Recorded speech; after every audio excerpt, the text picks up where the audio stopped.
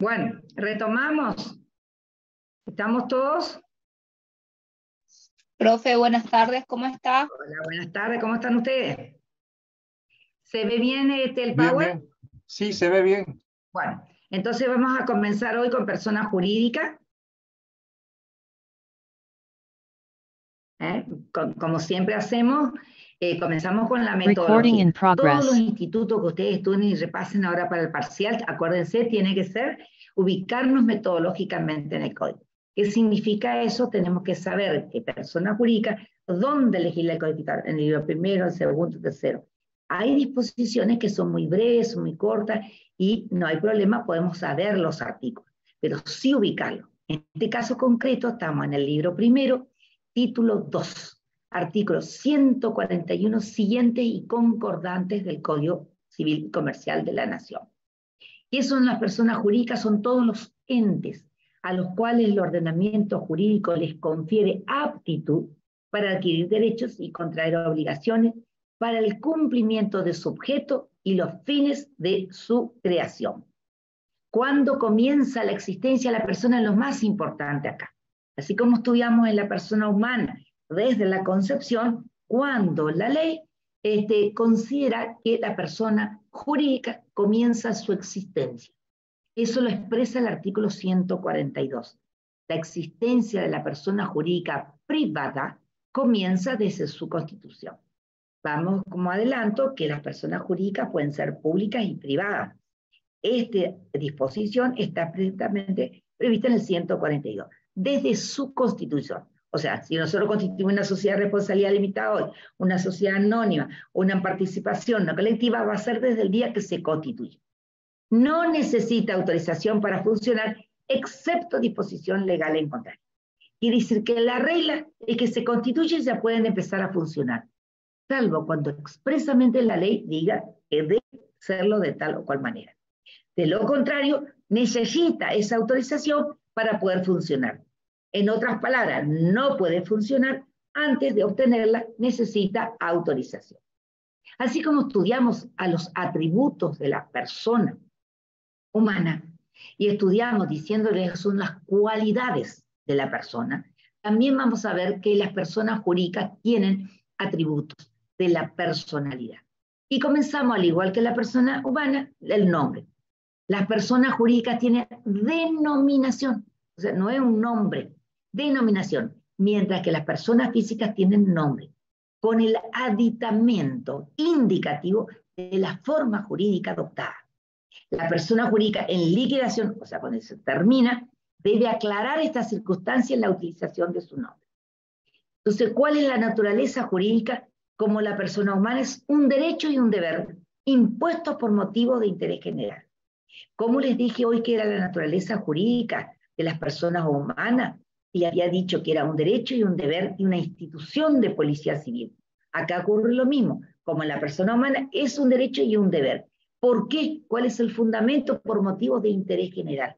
O sea, ¿a quién está protegiendo el derecho? Al darle autorización para funcionar a una persona jurídica, es al interés general de los terceros. O sea, es oponible a terceros. ¿Qué pasa con aquella persona jurídica que tiene sucursales? Cuando una persona jurídica cuenta con muchas sucursales, sus acreedores deben promover las acciones extrajudiciales o judiciales en el domicilio de la sucursal donde hubieran contratado. Vamos a suponer una casa electrodoméstico que tenga la casa matriz en Buenos Aires y tenga sucursales en todo el país. Vos compraste la heladera en Corrientes, entonces ¿a dónde vas a acudir? Al domicilio donde compraste. Nuevamente, el domicilio es tan importante porque fija la competencia de los jueces. Eso es el nombre. Ahora el domicilio es el asiento de la persona jurídica, la otra de la persona humana, designando el territorio, esto es la ciudad o población. Mientras que la sede social, si no forma parte del estatuto o del contrato social, puede ser resuelto por el órgano de administración. Entonces, ¿qué era el domicilio? El asiento jurídico de una persona, donde la ley presume que una persona tiene asiento en sus negocios. Eso en cuanto a la persona humana, y en la persona jurídica igual. Pero acá lo que va a fijar es la ciudad o la población donde va a estar radicada la persona jurídica. Las notificaciones, por tanto, de todas las demandas judiciales a los entes será hecha en la sede social inscrita. Otro, el patrimonio. Obviamente, nombre, domicilio no va a tener el Estado. Bueno, va a ser civil, soltero, casado, divorciado, ¿no es cierto? Tiene todo lo restante menos él. El patrimonio. Toda persona jurídica debe tener un patrimonio. No dice puede y quiere si querés tener plata conforme al patrimonio. Debe tener un patrimonio. El patrimonio inicial surge de los aportes que realizan los fundadores o socios. Vamos a suponer que nosotros, todos los alumnos de Derecho Privado o Parte General, conformemos una persona jurídica a los fines de comprar, adquirir libros, o donar, o regalar, o conformar una biblioteca para ayudar a la facultad para los alumnos de primer año. Entonces, tenemos que tener un patrimonio inicial. ¿Y de dónde vamos a sacar la plata? O en este caso los libros, vamos a sacar de los aportes que vos, yo o los docentes de la cátedra o del curso van a ir aportando. Hoy se admite una inscripción preventiva de los bienes registrales. O puedes donar, por ejemplo, la biblioteca, un espacio físico, una computadora, un teléfono, un celular, escritorio donde va a funcionar. Todo eso podés hacerlo antes. O sea, una inscripción preventiva para que de esa manera esté radicado en el registro de las personas jurídicas donde va a figurar el asiento de esa persona. Eso se llaman patrimonios iniciales. Después pueden haber, por supuesto, otros patrimonios. Pueden haber por acto entre vivos, por disposición de última voluntad. Dejar un testamento, por ejemplo, que tu madre haya fallecido de un cáncer que no sabía todavía avances en la ciencia y no tenía curación. Entonces, en el testamento una persona dice, dejo todo mi patrimonio o parte de mi patrimonio o tantos dólares para la construcción de un hospital que tenga como objeto la investigación de ese particular. ¿Cómo se clasifican? Las personas jurídicas se clasifican, como les dije hoy, en públicas o privadas. Eso lo dice el propio Código Civil en el artículo 145. Veamos cuáles son. Son personas jurídicas públicas. El anterior artículo 33 del Código Civil, el Estado Nacional, las provincias y municipalidades, la entidad autárquica y la Iglesia Católica. Veamos ahora cómo dice el Código Civil Comercial actual en el 145. El Estado Nacional, las provincias, la Ciudad Autónoma de Buenos Aires, obviamente. Eso a partir de 1994, cuando la reforma de la Constitución la incorporó como si fuera una provincia más, dentro del ejido de Buenos Aires. Las entidades autárquicas, ahora vamos a ver cuáles son, y las demás organizaciones constituidas en la República a las que el ordenamiento jurídico le atribuyó ese carácter. Es decir, antes teníamos en el artículo 34 los estados extranjeros y las personas jurídicas extranjeras que fueron reconocidas en la Argentina. Hoy todo eso, 33 y 34, está reducido en el artículo 145, inciso A. Repasamos. Estado Nacional, las provincias, los municipios, la entidad autárquica, la Ciudad Autónoma de Buenos Aires y demás organizaciones. O sea, enumeramos 6 o 7. B, los estados extranjeros, las organizaciones a los que el derecho internacional público reconozca personalidad jurídica. Y toda otra persona jurídica constituida al extranjero cuyo carácter público resulte de su derecho. Ese es el B. Vamos ahora al 148.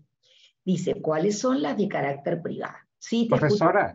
Escucho, Jesús. Perdón, pero aquí no sé si lo tengo bien. Tengo una tercera que pone la Iglesia Católica, C. Exacto. Sí, se me habrá borrado acá o están superpuestas una placa. Claro que sí, la Iglesia Católica. La Iglesia Católica, ¿sabes por qué? Porque ella es preexistente al Estado. Entonces no se discute. Estamos hablando de la católica. ¿Por qué? Porque es la que recepta y sostiene el culto católico apostólico en la Constitución Nacional. No así de otras iglesias disidentes o de otros cultos que sí son personas jurídicas, pero no son públicas, sino son privados. Como vamos a ver ahora. Gracias, Jesús. Vamos ahora al artículo 148. ¿Serías tan amable, Jesús, de leer cuáles son?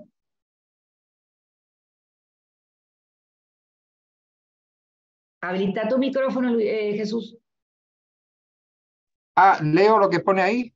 Sí, por favor. Perdón. Son personas jurídicas privadas, esto en artículo 148.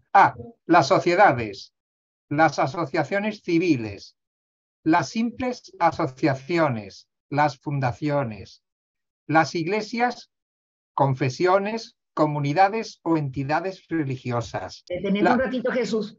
Perdón. Ahí es lo que yo les decía. Otras iglesias, otras confesiones, otra comunidad. Bien, seguí. Las mutuales.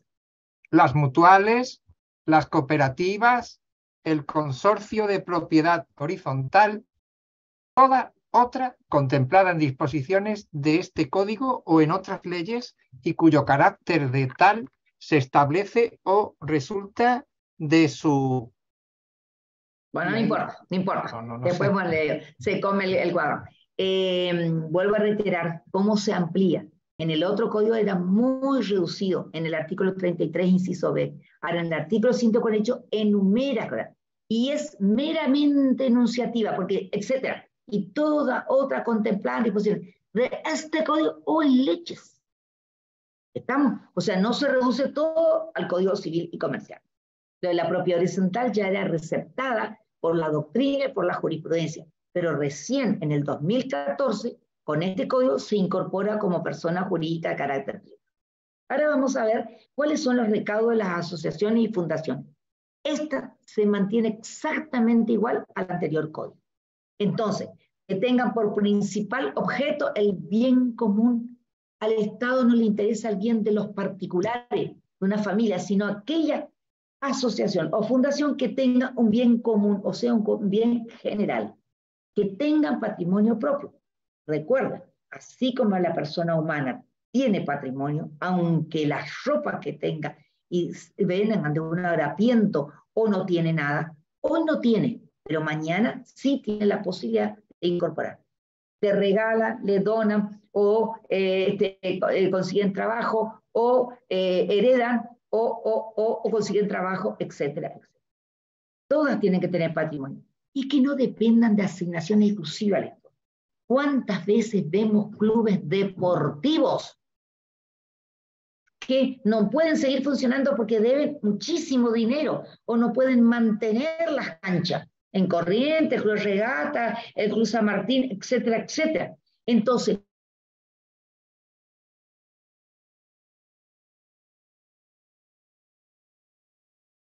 se quedó pillado el vídeo. Todas las canchas dependan exclusivamente del Estado.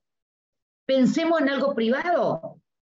Ahora Maratea, ¿acaso no está haciendo una colecta para poder conseguir millones y millones de dólares para subvencionar la deuda que tiene el Club Independiente?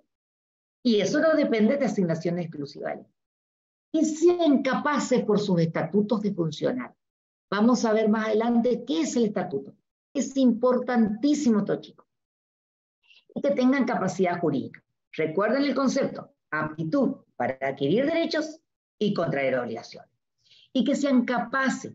¿Se acuerdan? La persona manda ente más capacidad. Acá igual, es un ente y tiene que tener capacidad. ¿Y qué es la capacidad? La aptitud. ¿Para qué? Para adquirir derechos y contraer obligaciones. ¿De dónde van a surgir ese cúmulo de derechos y deberes en los estatutos de la persona jurídica? Estos son literalmente, no hay etcétera. Por lo tanto, esta es pregunta segura. ¿Cuál es el organismo de aplicación? La pregunta es...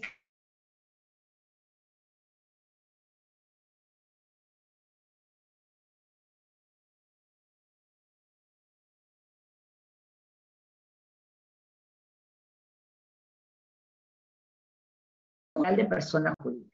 Es un organismo del Ministerio de Justicia y Derechos Humanos en Corrientes. Y yo le pongo en Corrientes porque no sé cómo será en el Chaco, cómo será en Buenos Aires, o cómo es el organismo que nuclea esto. Por lo tanto, las respectivas resoluciones son posibles de apelación ante la Cámara de Apelación. Quiere decir que si vos te vas y presentás una solicitud de inscripción de una asociación, una fundación, y el registro te rechaza, ese rechazo es susceptible de apelación. ¿A dónde se apela? Ante la Cámara de Apelaciones Civil y Comercial de Corrientes. Lo mismo ocurre Si vos le queréis poner a tu hijo 5 nombres, doble apellido, o le queréis inscribir un nombre que está prohibido. Esa resolución que te deniegan es apelable ante la Cámara de Apelación. Quiere decir que el Registro de Estado Civil y el Registro Público de Comercio son organismos como si oficiaran de primera instancia, ofician de primera instancia, pero sus resoluciones adversas pueden ser apeladas ante las cámaras de apelación. Vamos a otro supuesto, que también son admitidas, eran por leyes especiales. Hoy están en la ECOL. Se llaman mutuales. Vamos a ver, Rita Mabel Valenzuela, que estás muy atenta a editar tu audio y léeme qué son las asociaciones. Habilita el micrófono, Rita. Ahí está. Ahora sí. Sí, por favor, lee. Mutuales. Son asociaciones mutuales las constituidas libremente sin fines de lucro por personas inspiradas en la solidaridad, con el objeto de brindarse ayuda recíproca frente a riesgos eventuales o de concurrir a su bienestar material y espiritual, mediante una contribución periódica. Ejemplos: asistencia médica, farmacéutica, subsidios, préstamos, seguros, construcción y compraventa de viviendas, promoción cultural, educativa, deportiva y turística, prestación de servicios fúnebres, entre otras. Ley 20.320. Perfecto. Entonces, ¿qué son las asociaciones? Son aquellas constituidas libremente, no tienen fin de lucro. Es la única. Cerra tu micrófono, Rita. Cerra tu micrófono, Rita. Entonces, ¿se unen para qué? Para poder unir esfuerzo con una finalidad común. ¿Cuál es? Solamente para ello. Por ejemplo, las cooperativas eléctricas, o las cooperativas farmacéuticas, o mutuales para obra social, o, por ejemplo, para ayudar en la energía, en aquellas localidades o pueblos que son muy pequeños, que no tienen un organismo que le pueda aportar eso. Por eso dice promoción cultural, educativa. Profesora, ¿Sí o las antiguas asociaciones mutuales de socorro. Claro, perfecto, perfecto. Ahora vamos a verlo aquí. Muy bien, por eso les dije hoy que están reguladas por una ley especial de la 20.321. Ahí vamos a ver los antecedentes, Jesús. Se registran las sociedades de socorros mutuos, constituidas por las colectividades extranjeras que inmigraron a la Argentina en la segunda mitad del siglo XIX y principios del la sociedad italiana, la sociedad española, las ucranianas, etcétera, etcétera, etcétera, que están muchas veces, tienen un gran poder y ayudan y colaboran. Por ejemplo, hoy en día, mi apellido es Nicolini, derivamos de los ancestros Nicolini, y el presidente de la asociación me ofreció, si yo quiero conseguir, ellos pueden colaborar y ayudar, etcétera.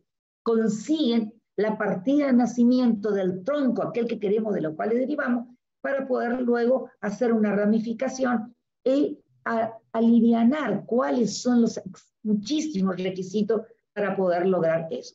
Y en España, acuérdense que ahora está la ley de nietos. Antes no se podía hacer y ahora se hace la ley de nietos y no hay problema en la edad y todo. Pero lo que pasa es que la ley dura 2 años, o sea que hay que hacerse ya. Y es justo lo que voy a decir, Jesús. Contrariamente, ¿qué son las cooperativas? Son entidades fundadas en el esfuerzo propio y la ayuda mutua. Por eso se confunde con mutuales. ¿Para qué? Se organizan para prestar servicio, que reúne los siguientes caracteres, entre otros. Tienen capital variable y duración ilimitada. Acuérdense que toda persona jurídica debe tener patrimonio. Pero tiene un capital variable, no es que la ley te exija un patrimonio inicial. Ahora vamos a ver los supuestos. Y duran todo el tiempo, mientras que no se extinguen, siguen teniendo vida propia. No tienen número de asociados. Fíjense la expresión, no es una sociedad, pero una entidad. Y se equipara como si fueran socios y tienen un mínimo tiene que ser 10 personas. No pueden formar 2 o 3. Y si sobra la plata, hacen el esfuerzo común, prestan servicio y lo que sobra se distribuyen los excedentes. No tienen como fin principal ni accesorio la propaganda de ideas políticas, religiosas, raza, nacionalidad, etc. Solo prestan servicio a sus asociados. Por lo tanto, limitan la responsabilidad al monto de la cuota.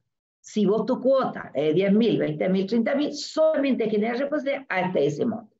Y establecen la irrepartibilidad de las reservas sociales. Bueno, todo esto también van a estudiar cuando den derecho comercial. Ahora, ¿qué son las cooperativas? Así como ejemplificamos las mutuales, vamos a ejemplificar las cooperativas. Castillo Leyes, ¿estás ahí, Silvia? Habilita tu micrófono y lee, por favor, cuáles son los ejemplos.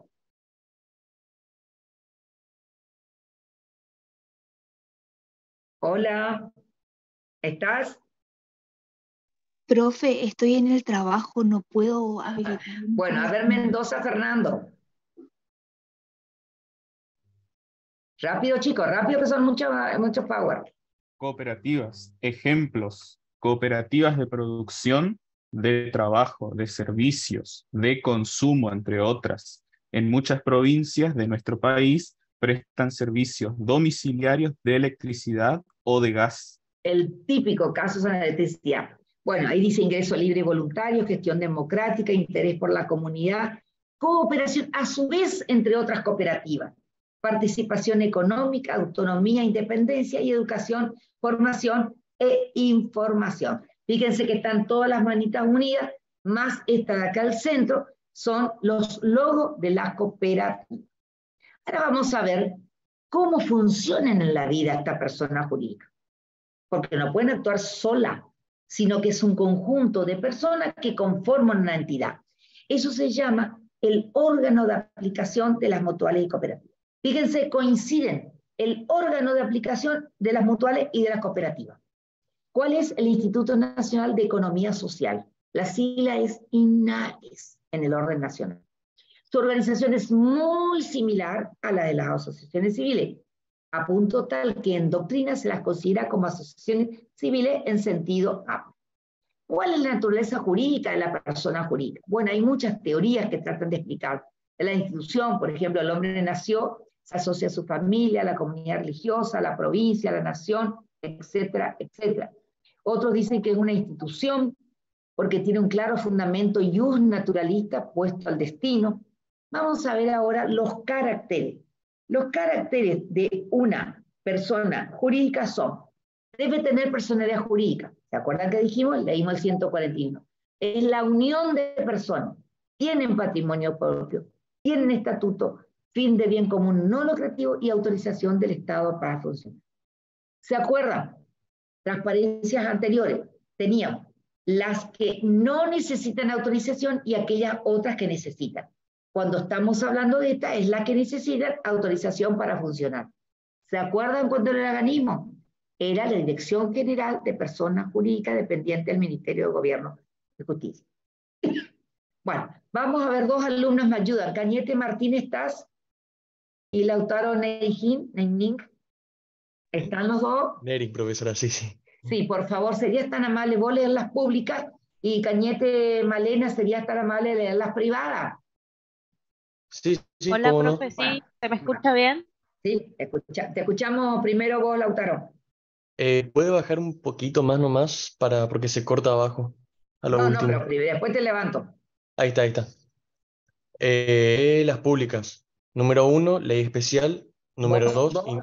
Pará, Malena, ¿y vos? Esta es por ley especialista, ¿cómo se crean? Lee acá el punto 1. ¿Yo, profe? ¿Y quién va a ser? Claro, Malena. Bueno, Él va a leer, Lautaro privadas, va a leer las públicas y vos lees las privadas. Ok, las privadas nacen de la voluntad de sus miembros o del fundador. Fíjense la diferencia sideral. Unas se crean por ley especial, el poder legislativo. En cambio, las privadas no. 2, 3, 4 personas nos reunimos y formamos. Segundo, ¿cuál es el interés? Número 2, interés público de manera inmediata, directa y exclusiva. En las Y en las privadas, privadas, beneficio inmediato, privado, aunque cumpla con interés público. aunque cumpla un interés público. Bien, tercero. Número 3, existe imperium en la mayoría de los casos. y en las privadas no hay imperio. Está bien, porque acuérdense que las públicas fueron creadas por ley. Entonces, la ley de creación ya está diciendo cuáles son las funciones. Y cuarto, el patrimonio, ¿cómo se forma? Número 4 dice, el patrimonio es estatal, aunque pueda haber participación de un particular. Bien, y en las de la privada, ¿cómo se conforma el patrimonio? En las privadas, el patrimonio debe tener en su totalidad o en alguna medida composición privada. Bueno, fíjense a la inversa.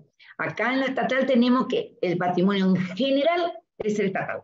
O sea, el Estado el que subvenciona esa persona jurídica. El Estado, por ejemplo, paga los sueldos, el mantenimiento de los edificios, etcétera, etcétera.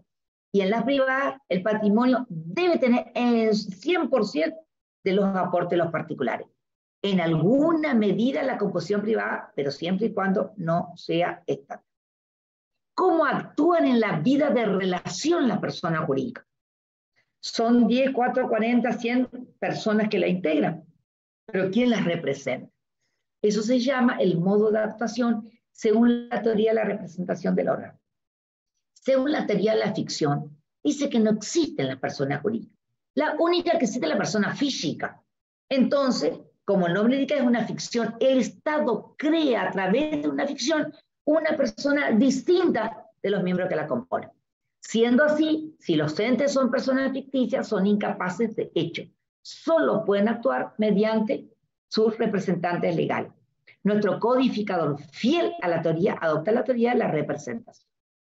Mientras que la teoría de la realidad no son ficción, existen, son distintas de las personas humanas, son reales, por lo tanto los administradores forman parte de la entidad. No hay dualismo, no hay física y jurídica, sino es una sola. Los administradores deben considerarse como órganos naturales de ellos. Bueno, esta teoría no es aceptada actualmente. ¿Cómo actúan? Según que sea una responsabilidad. Hoy en el repaso les dije que la responsabilidad era cargar con las consecuencias disvalosas de un acto y que había 4 presupuestos de la responsabilidad. Y no es lo mismo si hay una responsabilidad contractual, cuando vos incumplís un contrato de locación.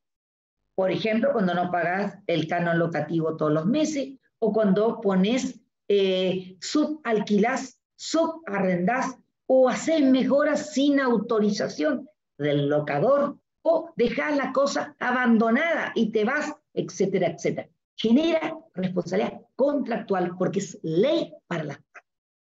El otro supuesto es cuando hay responsabilidad extracontractual. Como les dije hoy en el accidente de tránsito, la criatura cruzó la calle, se soltó de su mano, le atropellaste, le hiciste un daño, le lesionaste, le mataste, pero obviamente no había un contrato para matar y lesionar, sino que la criatura se soltó de la madre. Era responsable de la madre atajarla a la criatura a la salida del colegio. Entonces, ¿cómo actúa la persona jurídica? Actúa según la teoría de la representación del órgano. Son personas físicas, no tienen vida propia, son. Según la teoría ya dijimos que son reales. Vamos a ver la responsabilidad. ¿Quién era el representante? ¿Quién era el representante? ¿Cómo actúa? Muchas veces hay un representante, o no está en el estatuto determinado cuáles son sus funciones, o se arroja facultades que no le corresponden. Si el estatuto dice para administrar bienes, y él vende, hipoteca, entonces lo que está haciendo es disponer salir de la esfera del patrimonio. Entonces ahí estamos hablando, ¿quién es responsable? ¿La persona jurídica o el representado que se excedió en su función? Si alguien actúa como representante de otro sin serlo, o en exceso de las facultades conferidas por el representado, es responsable del daño que la otra parte sufra por haber confiado, sin culpa suya, en la validez del acto. Esperen un ratito. Sí, validez del acto. Se me acaba la batería un momentito.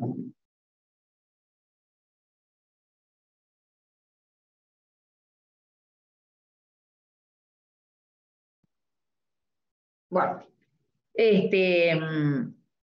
si hace saber al tercero la falta o deficiencia de su poder, está exento del verbo. Entonces vamos a suponer que el presidente de una comisión directiva de un, por ejemplo, club de regata. El estatuto no dice que puede, vuelvo a reiterar, vender o arreglar o poner, vamos a suponer, parquizar una cancha. No dice. Entonces, ¿hasta dónde está el límite de su responsabilidad? Debe decirlo antes. Voy a hacer, pero ya les aclaro que eso no dice el estatuto. O no voy a hacer, porque eso sería excederme de responsabilidad. Entonces, en un caso, si él actúa dentro de los límites del estatuto, es responsable. Y si actúa después, fuera de ello, por supuesto. Los arbitradores responden en forma ilimitada y solidaria frente a la persona jurídica, sus miembros y terceros, por los daños causados por su culpa en el ejercicio o en ocasión de su función. Exactamente igual que las personas físicas. ¿Cómo genera responsabilidad? Si es solamente civil, era impensable que un Estado nacional, que una provincia vaya preso, o que una asociación y fundación. Entonces, hasta hace no mucho tiempo, no había responsabilidad penal, salvo que expresamente estuviera autorizado por una ley especial. Como decía el anterior artículo 43, que no era responsable. La realidad muestra que muchas veces las personas utilizan a la persona jurídica para la comisión de delito. Angaú es una asociación, pero que esconde, por ejemplo, para traficar, esconde para trata de personas, esconde para droga, esconde para vender armas, etcétera, etcétera. De nulidad absoluta las sociedades de objeto lícito, pero de actividad ilícita. Porque va de suyo que cuando hacen el estatuto y llevan al registro para inscribirla, no te van a inscribir si vos pones un objeto ilícito. Entonces te envuelven como que se fuera lícito, pero detrás de esa cortina de humo existe una actividad ilícita, o que en el desarrollo de su actividad viola el orden jurídico. Eso motivó a que se dictaran leyes especiales e imponer penas acorde a su estructura, por ejemplo, multas o inhabilitaciones para operar. Por ejemplo, en materia de medio ambiente, o las leyes, aquellas que defienden a los usuarios, a los consumidores, le ponen multas, inhabilitaciones para operar tan altas que al final de cuentas le genera una responsabilidad mayor. Vamos a ver algunos ejemplos. A ver, Brisa Marianela, los ejemplos de responsabilidad penal.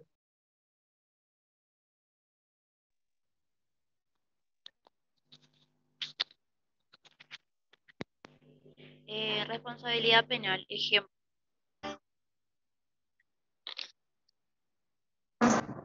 Se sanciona con multa, suspensión o cancelación de la inscripción en el Registro Nacional de Generadores